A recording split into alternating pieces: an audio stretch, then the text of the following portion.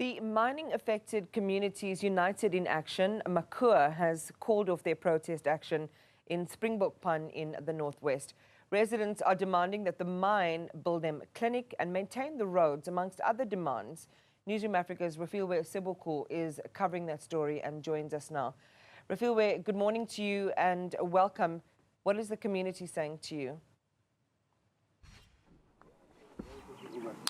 Well, this is an action that they are saying, Iman, that they are calling it off temporarily so because Seboko cement mine has now responded to some of their grievances and frustrations, but they are not happy with the feedback that they are getting, but also Seboko cement mine making a commitment that they will then meet with the community on the 11th of July to give feedback and respond to some of the demands that were highlighted in the memorandum. Let's speak to Lindobuhle Nene to talk to us about what is going on, Lindobuhle, and now that you have called off the protest action temporarily so, why is that? Thank you so much for allowing me to speak, and good afternoon to the viewers at home. Well, we have allowed Seboko cement mine some time as we would be awaiting for their great response on the 11th in terms of the memorandum that community of Springbokpan sent.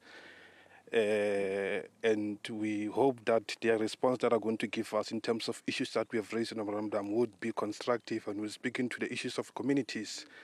And until such time, we will await and we'll take it from there. And what are those issues that are raised in the memorandum? Well, community raises the issues around SLP in terms of its implementation and quarterly consultation around it, as well as some of the community projects related to the SLP, your so-called Springbokpan clinic, which at this stage is not yet completed, and the issues of direct or meaningful consultation in terms of the MPRDA itself. As you would see previously, we've been saying that the Seboko mine has never consulted meaningfully with communities until such extreme action such as this protest, then Seboko is able to engage. So we hoped that all those issues that are raised and the advocacy campaign we have taken so far will raise consciousness to the mine. It's not the first time. It was on the 13th of June when there was a protest action once again at Seboko cement mine gates. The response that we are seeing from the letter from Seboko says that they've noted that you have rejected their proposal to provide feedback to all issues and concerns that were raised. Are there some issues that have been responded to and some that have not been responded to? Not at all. In fact, the mine has dilly-dallied us initially. We have sent or handed over a memorandum on the 13th of June, and then they've given us a disregard response saying that they are going to answer all those issues to Kopano Community Forum. Yet, forum was not there when we hand over the memorandum. So we said to Seboko that you need to give a detailed response to people who were there on the protest. So until then, they've never given us any response to all those issues. Only yesterday that they make a black and white commitment that they will on the 11th, and we're waiting for that. The previous time, there was a threat. Communities were saying that if the mine is responding and they are not satisfied with how the mine is responding, they were threatening to shut down. What is the way forward from here? You were also telling us that there's going to be a community meeting. Of course. Look, we are faced by a corporate conveniences here, calling it mine. That is why communities remain resilient to say that whatever response that seemed to be ineffective, they're going to shut down the mine.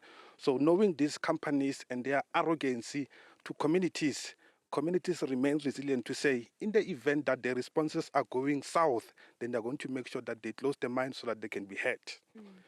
What will be a response that will satisfy communities and you as MACUA? We say that the mine should consult with communities meaningfully. The Court of Law has specified in detail what is meaningful consultation. We say that communities need to be appreciated when they are extracting in their mining towns.